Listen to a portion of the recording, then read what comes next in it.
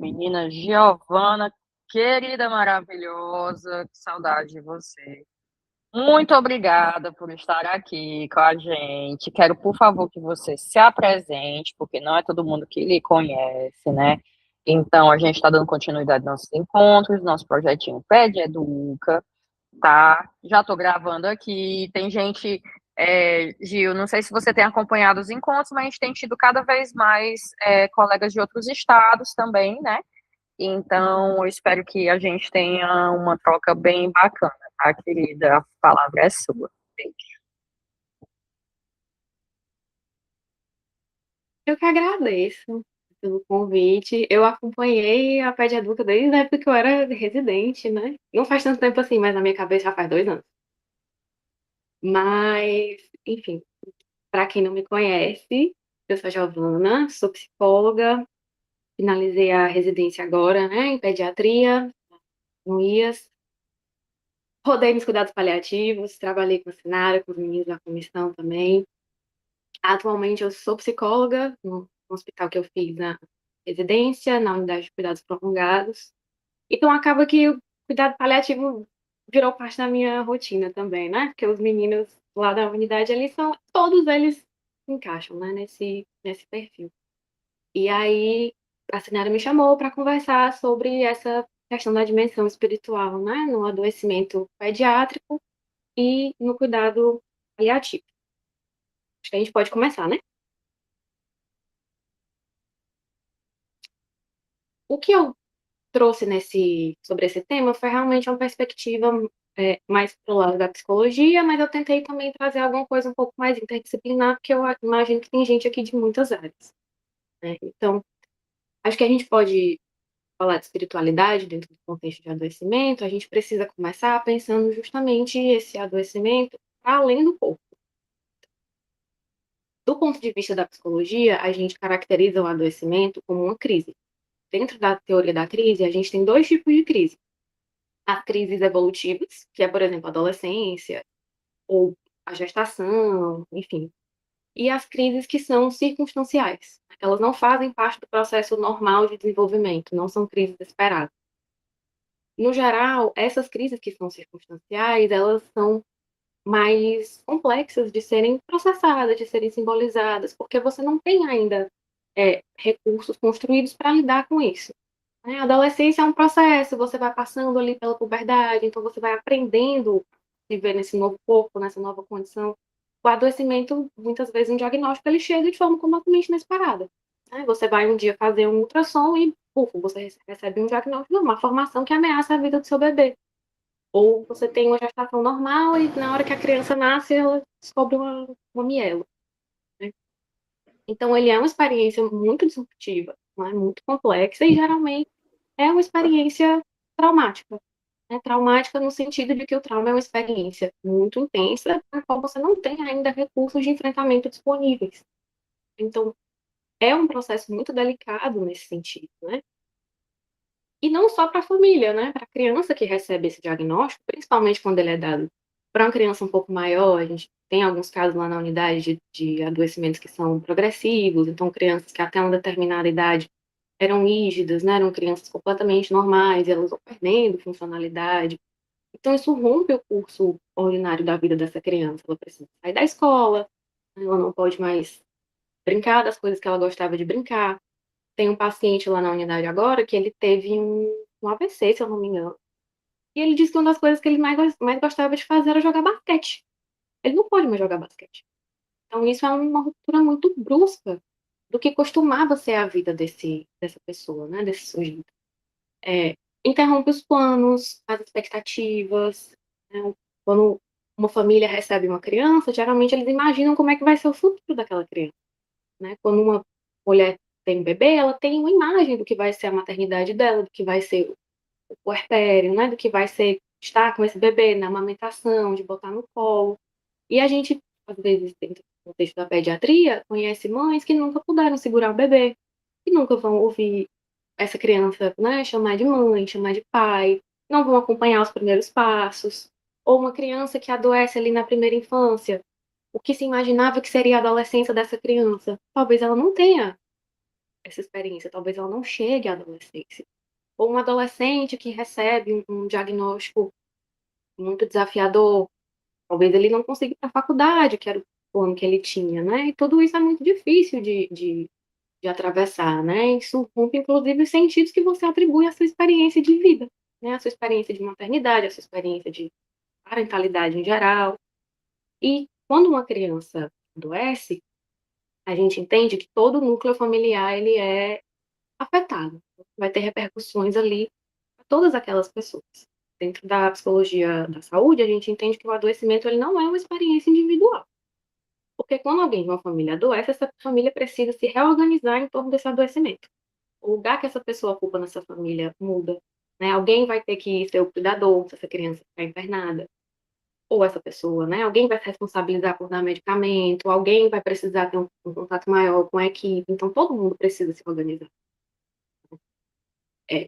E isso causa um sofrimento que tanto é físico, porque muitos desses diagnósticos têm, né? Tem dor física, tem inserção de dispositivo, a autoimagem dessa pessoa vai mudar, porque ela vai se ver de uma forma que ela nunca tinha se visto antes, né? Tem um sofrimento social, a gente pensa numa criança, numa adolescente, ela é tirada do convívio familiar, ela é tirada da escola, ela para de ter contato com os amigos, principalmente quando a gente pensa numa internação prolongada. Existe um sofrimento psíquico, né, de todas essas questões e de como elas vão impactar o psiquismo dessa criança, dessa família, desses pais. E o que vai ser mais destacado aqui, que é um sofrimento espiritual. Né? A gente sabe que a gente vive num país onde a maioria das pessoas tem alguma crença religiosa, e quando a gente olha para um contexto de saúde, né, para um hospital, isso é uma coisa que aparece de forma muito forte. Tanto que todo hospital tem uma capela. Pode procurar, você sempre vai ver uma capela no hospital. Então, quando a gente pensa nos impactos de um adoecimento, quando ele acontece de forma crônica ou quando ele é um adoecimento ameaçador da vida, essas repercussões elas costumam ser muito intensificadas. Porque uma coisa é, um exemplo ótimo, sabe? Foi incrível. Eu quebrei o dedo e eu precisei fazer uma cirurgia no dedo. E eu nunca tinha feito uma cirurgia assim antes na minha vida. Então já foi uma repercussão para mim. Eu já fiquei assim, meu Deus. Mas é uma coisa que vai ficar aqui 4 semanas e vai acabar. Não é uma coisa que eu vou precisar me internar e eu não sei quando eu não sei como eu vou, né? Porque às vezes essa hospitalização não chega assim ao fim. Mas essa criança vai para casa com uma série de dispositivos, ela vai com uma vida completamente nova, né? Então, tanto esse paciente quanto a família precisam se readaptar a essa nova realidade, né? E isso tem sim muitas repercussões psíquicas. É difícil, é um processo de luto, é um processo doloroso, é um processo de reconhecer aquela criança, reaprender quem é essa família, né? E quando a gente pensa numa internação muito longa, o hospital, que geralmente é associado a um lugar de cura, né, é onde eu vou para ficar bom, é onde eu vou para fazer uma cirurgia em casa, ele passa a ser um lugar onde a doença insiste. É assim, eu estou aqui há 3 meses e meu filho ainda não tem estabilidade clínica para ir para casa, então essa doença ela não está indo embora. Ela continua ali, né? É um lembrete constante de que essa doença vai se manter ali, de que essas mudanças são permanentes. E o que a gente percebe é que isso produz, sim, muitos sentimentos de impotência, né? Porque eu posso até saber mexer nos dispositivos, mas se essa criança tiver uma parada, eu não consigo salvar ela. Essa doença, se ela for progressiva, ela vai progredir de qualquer forma, não importa o quanto eu sei sobre isso, não importa o que eu possa fazer. Está para além do nosso alcance, está para além do alcance da família, às vezes está para além do alcance da própria medicina, onde essa família deposita tanta confiança, né? Sentimentos de culpa, principalmente quando a gente pensa em condições que são hereditárias ou que são congênitas, né? Se é hereditário, veio de mim, se veio de mim, é culpa minha. Ah, é congênito, então foi durante a gestação, meu corpo falhou, então, quando ele formou essa criança. E minha criança nasceu com um buraco no coração. Foi o meu útero que não fez o coração dele. E todos esses sentimentos, ele acabam culminando uma experiência muito grande de desamparo. E aí a gente tem um psicanalista britânico, que ele é um dos maiores nomes da psicanálise com criança, que ele fala da experiência de descontinuidade do ser. Assim, eu me conheci como uma pessoa, eu conheci o meu filho, a minha maternidade, a minha família, de uma determinada forma. Isso foi rompido, né? Então isso é uma experiência de descontinuidade muito grande, como se você perdesse o chão ali, naquele momento, né? Então a gente pensa esse adoecimento, principalmente mais crônico, como um drama mesmo, um drama subjetivo, né? onde essa pessoa vai precisar elaborar uma série de lutos, e aí quando a gente pensa em luto, a gente não pensa só em morte. Luto é a perda de qualquer objeto de amor. Esse objeto de amor pode ser o meu cabelo, que caiu quando eu precisei fazer quimioterapia. Esse objeto pode ser o meu corpo, que vai mudar muito. Pode ser o prazer de comer pela boca, que eu vou perder porque eu vou ter que dar uma sonda. Pode ser ver o meu bebê como um bebê perfeito. Agora ele tem uma GTM e eu preciso estar com ela. Eu não queria ter que fazer isso, né? E diante de um diagnóstico ameaçador da vida, essa família ela vai ser constantemente confrontada com uma finitude, com a possibilidade de uma finitude, e às vezes com um processo de finitude que se inicia de fato. E diante dessa experiência, o que a gente vê é uma busca muito intensa por sentido, né? Pela possibilidade de simbolizar essa experiência que é atravessada, né? Principalmente no contexto pediátrico. Então, quando a gente pensa nesse processo, a gente tem que considerar todas essas dimensões onde aparece sofrimento, inclusive a espiritual. E aí, uma questão que eu acho que é muito importante destacar é que quando a gente fala de espiritualidade, a gente não está falando necessariamente de religião. Existem pessoas que são muito espiritualizadas, mas que não têm nenhuma religião, não fazem parte de nenhuma religião estruturada. Assim como tem pessoas que fazem parte de alguma religião, mas a espiritualidade delas está tão sofrida, está tão comprometida por uma série de motivos que a gente já vê isso muito fragilizado.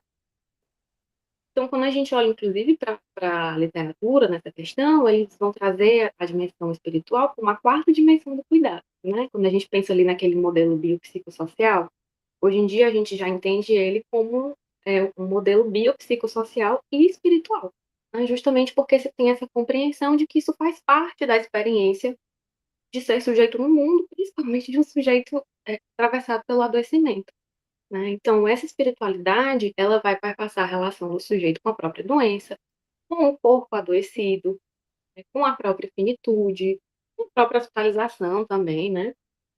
E ele acaba aparecendo como um mecanismo de enfrentamento mesmo, né, de sustentação psíquica. É muito comum, e eu acho que todo mundo que trabalha em hospital já deve ter ouvido algum acompanhante falando assim: só Deus para me sustentar aqui. Ah, eu só estou aqui pela minha fé. E isso é muito forte. Às vezes a gente entende isso com uma certa preocupação, mas quais são os outros recursos que essa pessoa tem?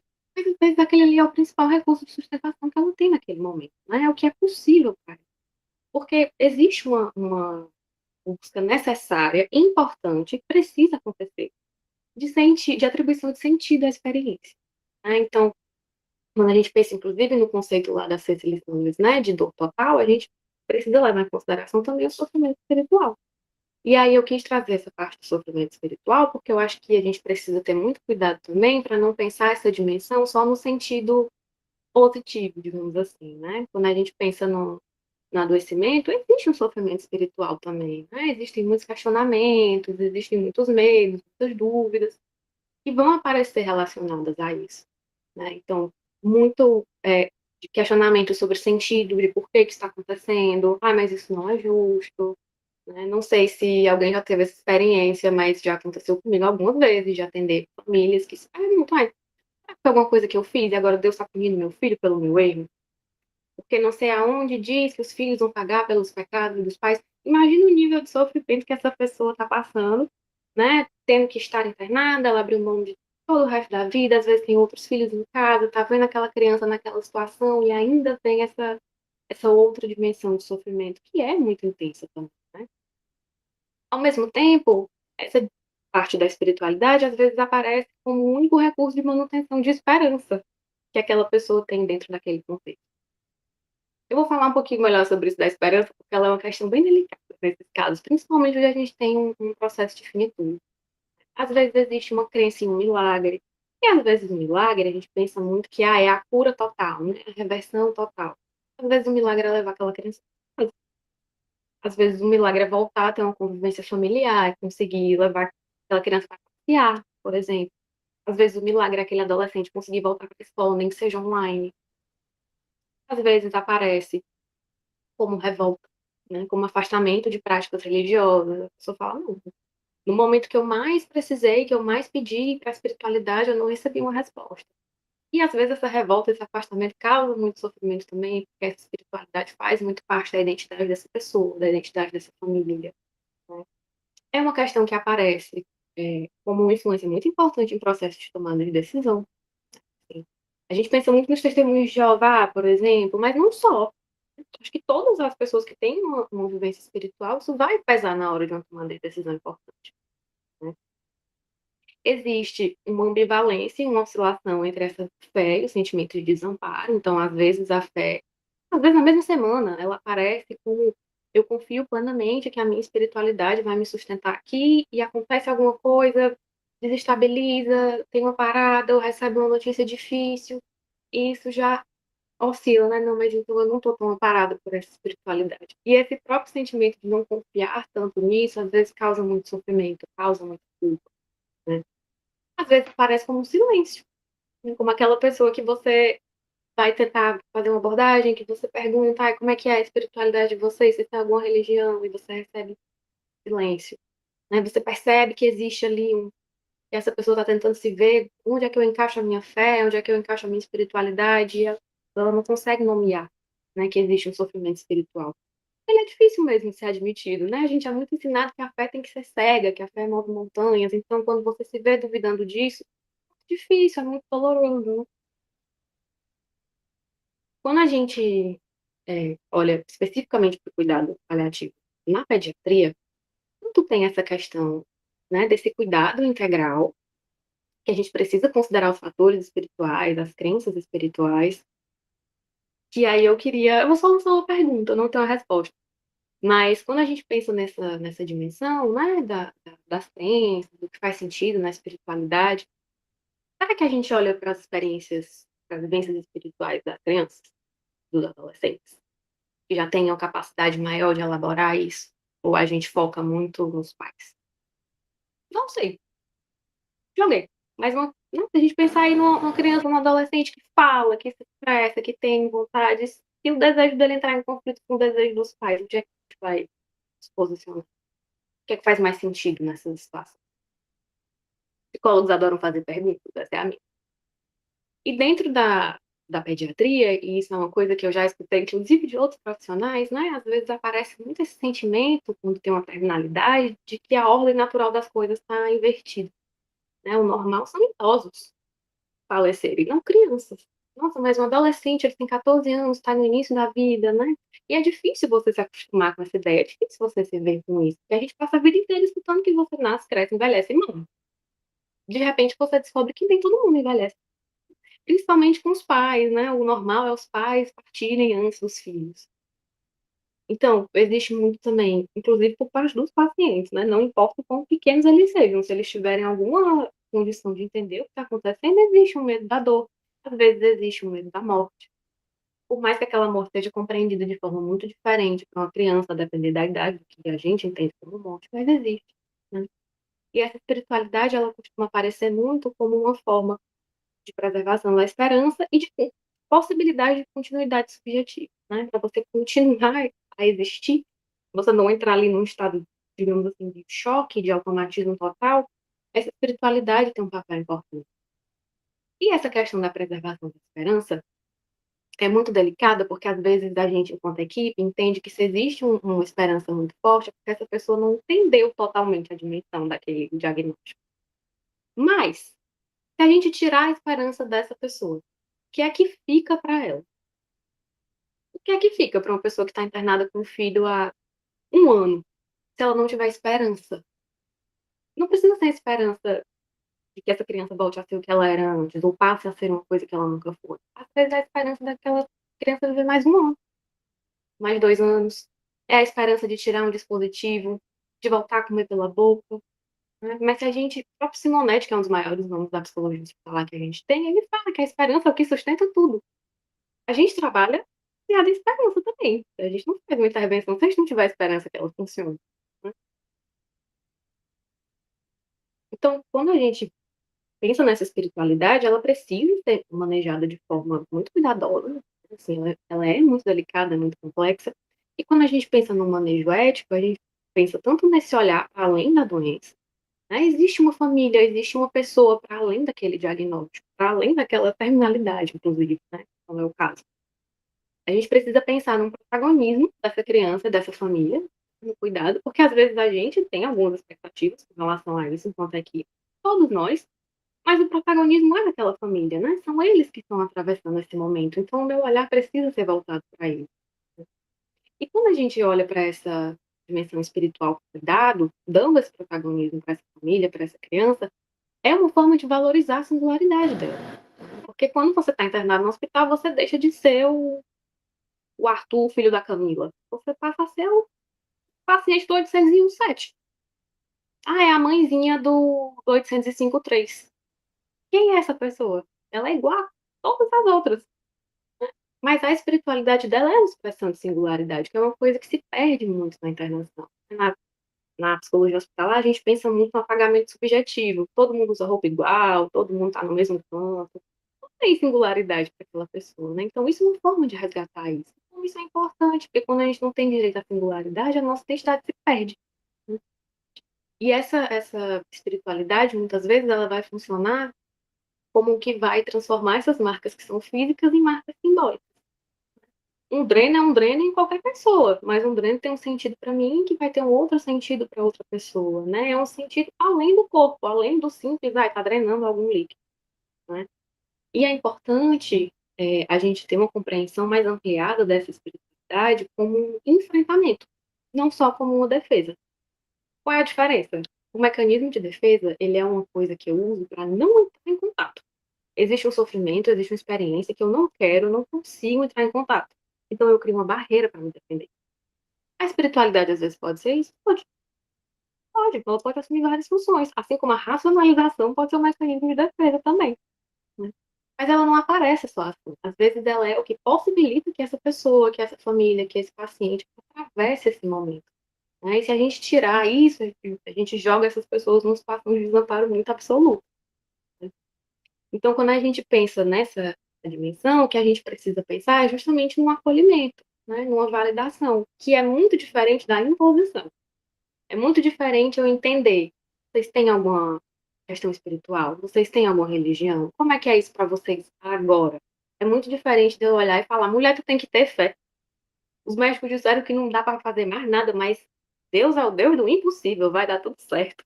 E às vezes isso chega com a melhor das intenções.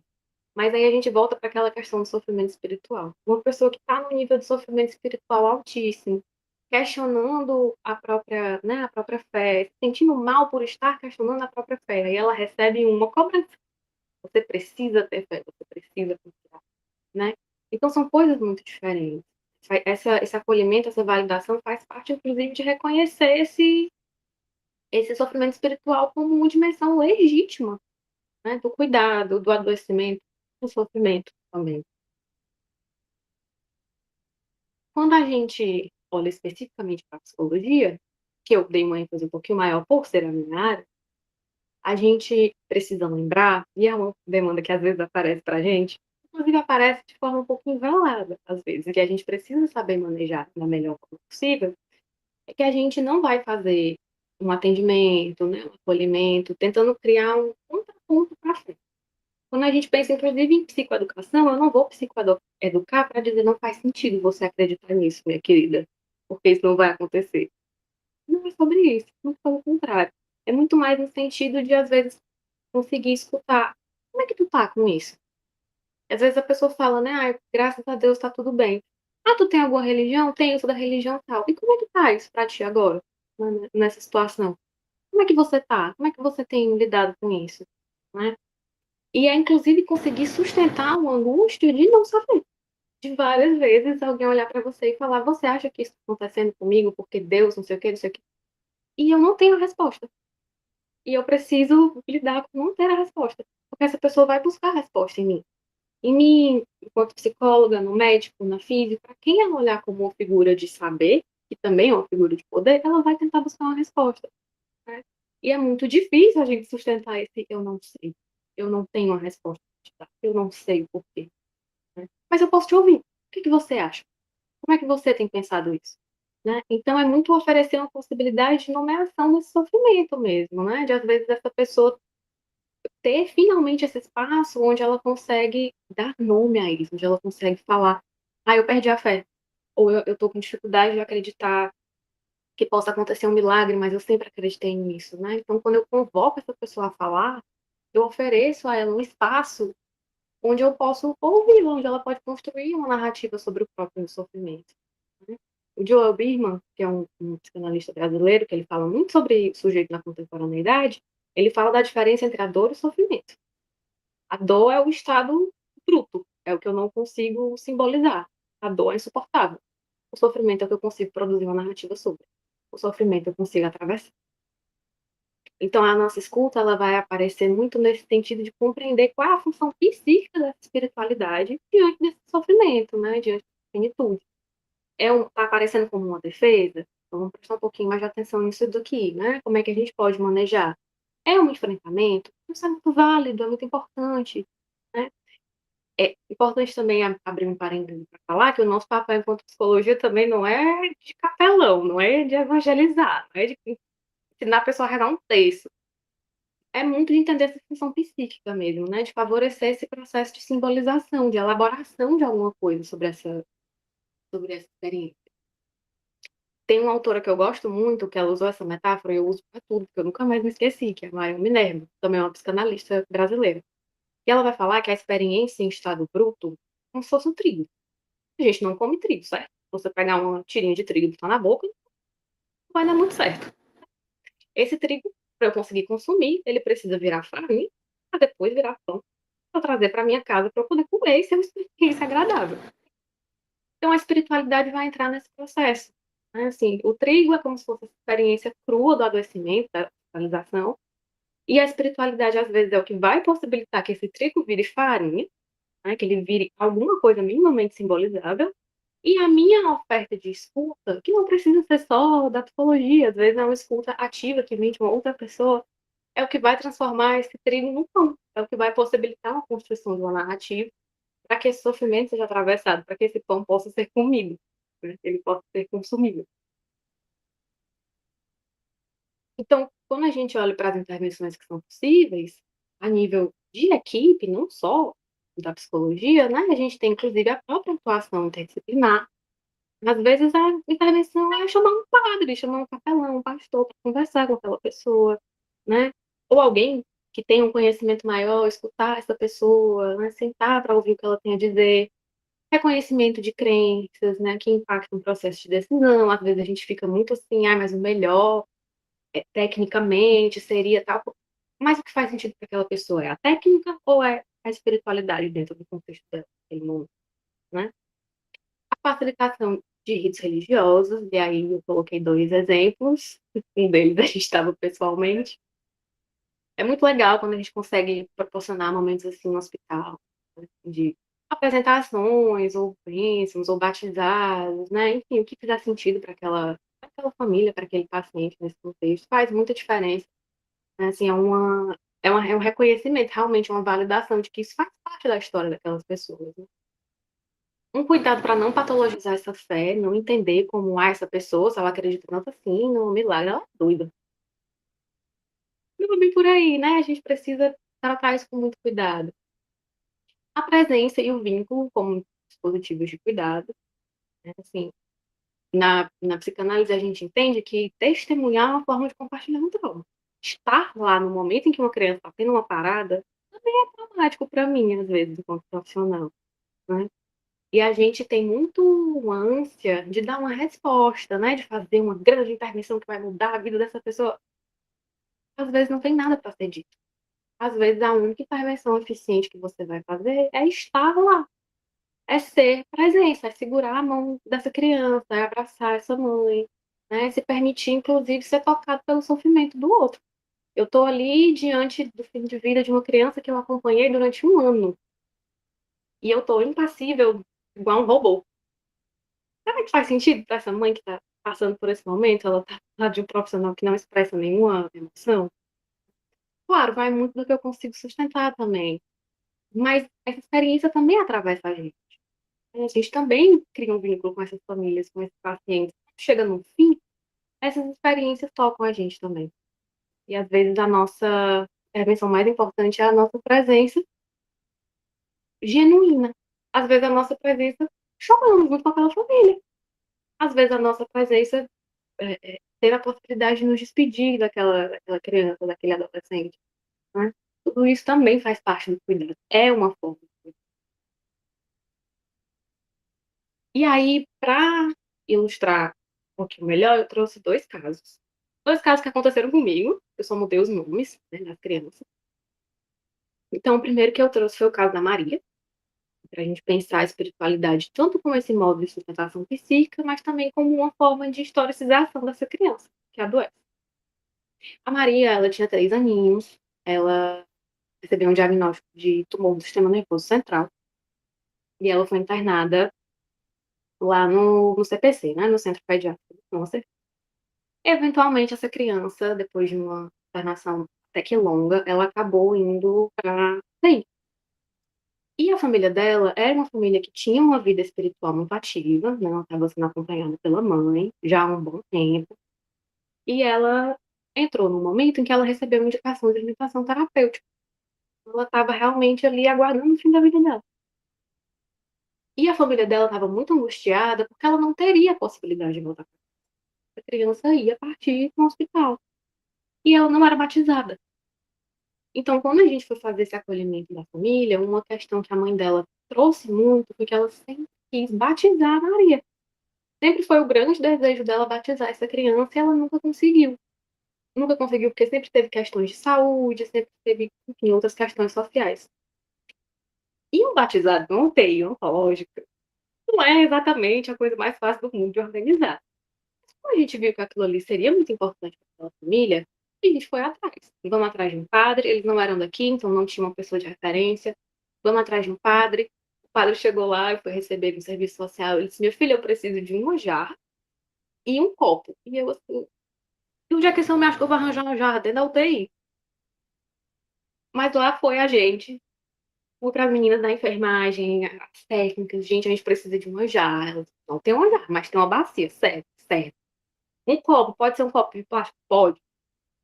Conseguimos, né, assim, os meninos foram muito gentis, abriram exceção, então entrou mais gente dentro da UTI para esse momento, né, foi o padre, foram os padrinhos dessa criança, ele fez o batizado da Maria, foi o momento em que toda a equipe se reuniu em volta dessa criança, todo mundo chorou, quem estava lá chorou, eu chorei, a externa chorou, os enfermeiros choraram, todo mundo chorou, até o padre chorou.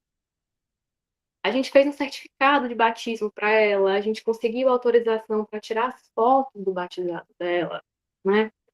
E como a gente conseguiu perceber depois, eu entregar as fotos para a mãe dela, como foi importante para essa mulher ter conseguido ter esse momento, né? Ela agradeceu a gente, ela disse: eu sei que não foi o ideal, não era o que a gente sonhava, mas só de saber que a minha filha recebeu um sacramento, eu estou mais tranquila.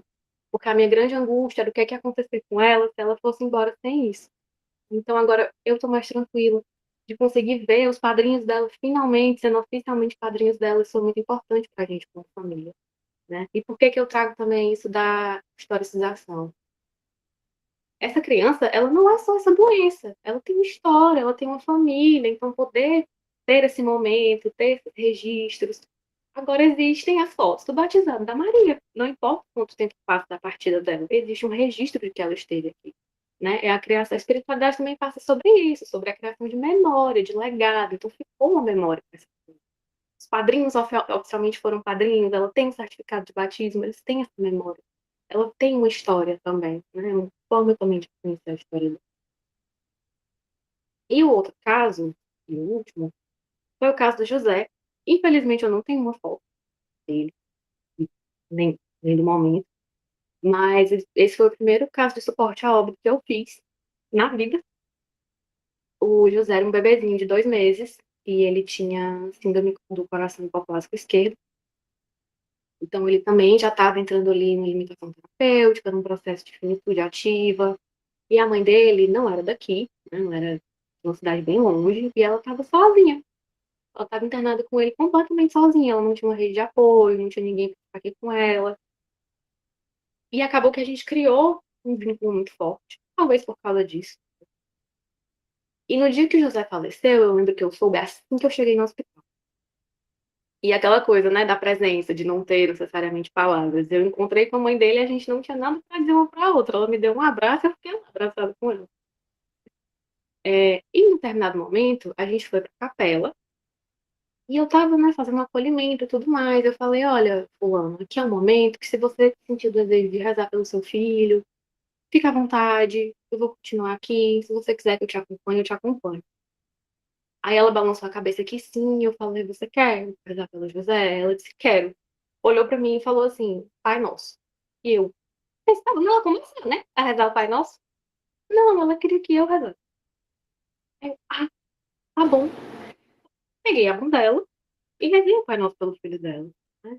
Ai, Giovana, mas a psicologia não pode se misturar com a religião. É verdade, a psicologia não se mistura com a religião, mas a psicologia não desconsidera um aspecto espiritual, né? E aí essa espiritualidade e esse vínculo foram que apareceram como linguagem possível para ela, para nós, né? Diante dessa experiência que era absolutamente indizível, né? Então, por mais que eu não, isso não faça muito parte da minha prática, mas era importante para ela, né? A questão do protagonismo. Naquele momento, o que me importava era possibilitar um vínculo, possibilitar uma simbolização para aquela mãe, né? E isso passava pelo desejo dela de que eu falasse aquela oração. E eu falei, né? E aquilo ali era o que fazia sentido naquele momento. Então, não é uma intervenção, digamos assim, tradicional, mas era o cuidado possível, era o cuidado que ela precisava.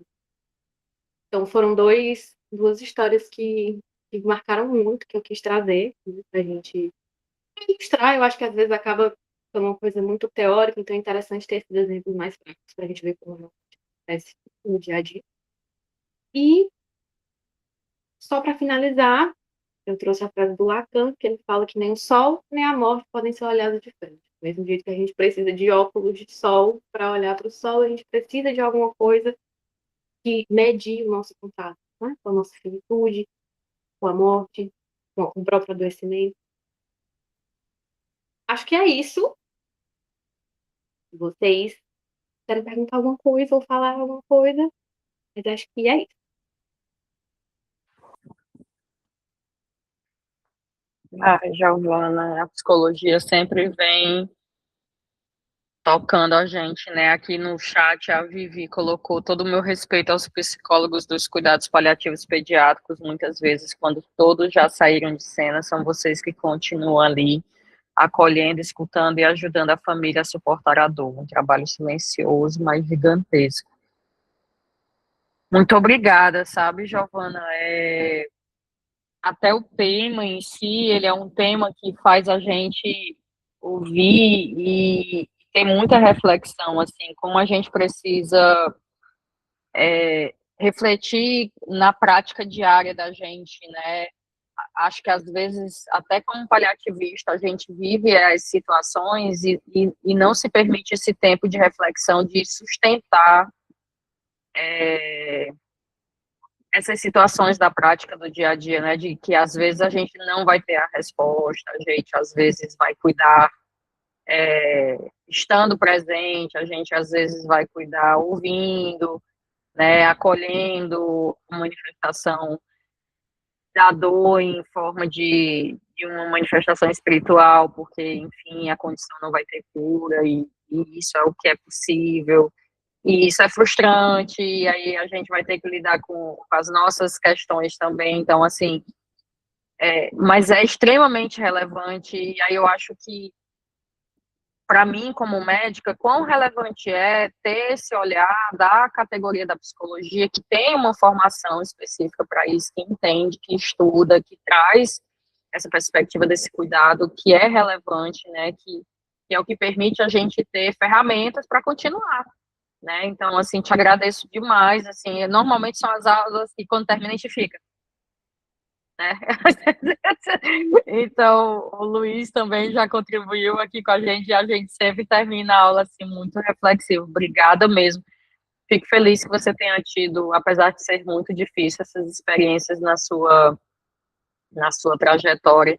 Vi a nossa foto ali e é um caso que me atravessa, tipo, quando eu vi ali, já fiquei pensando assim, porque são os casos que atravessam muito a gente, né? E não só a questão do fim de vida, mas do sofrimento intenso em si, e a manifestação. E eu não sou uma pessoa de muita manifestação religiosa, como você muito bem separou, mas sou uma pessoa muito espiritualizada e isso atravessa muito a gente, e entrar em contato com isso é muito difícil, né, Giovana? Então, assim, você, como, achei excelente, né, você trazer a diferenciação. Cuidar da dor é muito mais fácil, mas atravessar o sofrimento em si é extremamente difícil, né? Então, a gente tem que ter muita ferramenta para conseguir lidar com isso dentro do cuidado paliativo, né? Então, muito obrigada mesmo. A Erlane levantou a mão. Pode falar, Erlane. Primeiro, eu queria agradecer a Giovana de começar amanhã, assim, com uma aula tão boa. Na verdade, essas aulas, elas são bem do horário do meu ambulatório, então eu falto muito, mas hoje estamos aqui sem internet no centro de rádios, então aproveitei. Não dá para atender ninguém por enquanto. Então, assim, eu queria pontuar algumas coisas. Quando eu fui fazer genética, que eu terminei a pediatria, não existia cuidado paliativo. Eu acho que se existisse, eu não tinha feito genética, eu tinha feito cuidado paliativo. Mas é uma outra história.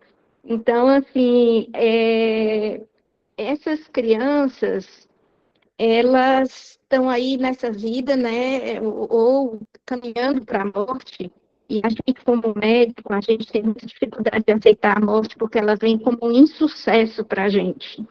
E, na verdade, a gente precisa compreender o colega, e às vezes, assim, que eu estou querendo te pedir, Giovana, que às vezes, eu sei que você tem um olhar muito para o paciente, mas às vezes o médico está pedindo muito mais socorro do que o paciente. Então, assim, existe um sofrimento para esse médico e ele vai hoje contra o paradigma que ele aprendeu de uma vida toda. Então, às vezes a gente reclama do colega, mas a gente não para ver toda essa história. E, assim, uns acordaram mais cedo e a gente tem mais uma espiritualidade, uma psicologia para entender o que está acontecendo, por que essa criança morre tão cedo. Mas nem todo mundo. E você falou pontos que, para mim, marcaram muito. Por exemplo, a mãe que está na enfermaria, ela está com a roupa igual a qualquer uma, e ela é qualquer uma, e ela perdeu o nome, perdeu a identidade. Será que não está na hora da gente voltar e colocar uma plaquinha, uma coisa qualquer na mãe, que coloque o nome dela e da criança, que a gente não acredita de perguntar qual é o nome da senhora mesmo, porque já está escrito ali, e a gente, assim, assim, atende com mais humanização. Então, eu acho que essa coisa do número, ela tirou muito essa humanização de nós médicos, e a gente precisa retornar para isso. Então, era só isso aí que eu queria pontuar. Obrigada aí pela oportunidade. Obrigada, Erlane. E a Roberta até pontuou aqui, porque eu sei que a gente fala muito da nossa experiência, né? Eu não sei qual é a Roberta, porque nós temos duas Robertas, Kelly, que é um é físico e um é enfermeiro, mas está colocando aqui que a equipe toda muitas vezes está pedindo socorro, e é verdade, né? Porque a depender da proximidade que o profissional está ali, a enfermeira.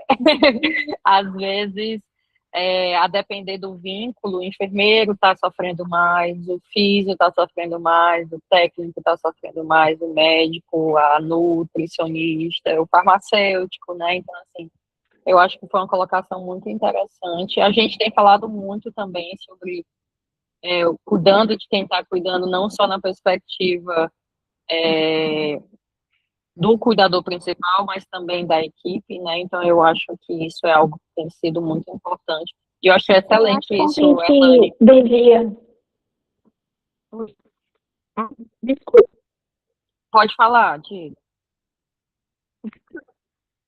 É que, assim, eu acho que a gente devia valorizar mais essas coisas da psicologia. A nossa formação de aluno de medicina para psicologia, assim, a cadeira da psicologia para a medicina, é traumatizante. Então, não tem outra palavra, é horrorosa. É aquela coisa frustrante, que você espera uma coisa e vê outra totalmente diferente numa provinha para botar depois o que o professor quer, não o que você acha. Então, é no dia a dia que a gente aprende o que realmente é a psicologia e valorizar a equipe, né? Porque nós ainda temos muitos médicos que acham que o médico é o Deus e o resto é o resto. Então, a gente sente isso na pele. Acho que muito quem trabalha com o pessoal de UTI e os cirurgiões. Então, eles têm muito essa característica que nós clínicos e pediatras estamos perdendo muito isso. Então, a gente da pediatria tem que se unir em uma força de valorizar a humanização. E vocês são o carro-chefe dessa história. Eu Parabéns. achei excelente, Erlane, essa parte que você colocou da identificação da mãe, né? Isso é algo que a gente, os residentes, quando eles passam com a gente ali na avaliação, nas unidades de longa permanência, é a coisa que a gente mais pontua, assim, com eles, né? Tipo, olha, se sair daqui parando de falar mãezinha, já, já ganhamos alguma coisa, porque a gente percebe muito, especialmente elas trazem isso, né, dessa perda de identidade, né, Giovana? E aí eu achei interessante isso que a Erlane trouxe mesmo, né, da identificação. Às vezes eu já vi a Roberta comentando, né, Roberta, quando a gente falou da identificação do leito, de ter bem direitinho o nome do nosso paciente, o nome do acompanhante abaixo, para que a gente pudesse se identificar. Eu diversas vezes olho na parede para eu ver o nome da mãe, porque é muito difícil você decorar, como você decora o nome de tantas pessoas, né? Então, para que você não fale, ou então não se refira àquela pessoa como mãezinha, pergunte o nome, né? E fale de forma adequada, já que, afinal de contas, você tem que manter a uniformização, porque é uma forma de rotina de serviço, né? Mas realmente perde a caracterização, e isso é sofrimento, e como a Giovana colocou muito bem no início ali, é a indeterminação do tempo, né? Quanto tempo vai ser, a gente não sabe, isso gera sofrimento, e vem tantas outras coisas juntas, né? Ai, mas muito obrigada. Vamos começar a semana assim, né? Na reflexão e. Mas é isso, né? Ai, meu Deus. Obrigada, Giovana. Obrigada, gente. Obrigada pela contribuição, pessoal. Obrigada a Vivi, vocês. Erlane, Roberta. E vamos botar os divertidamente aí para funcionar. E a gente se encontra na semana que vem. Um beijo, tá, minha querida? Um abraço imenso. Saudade de você. Saudades. Tchau, gente. Muito obrigada. Obrigada pelo convite.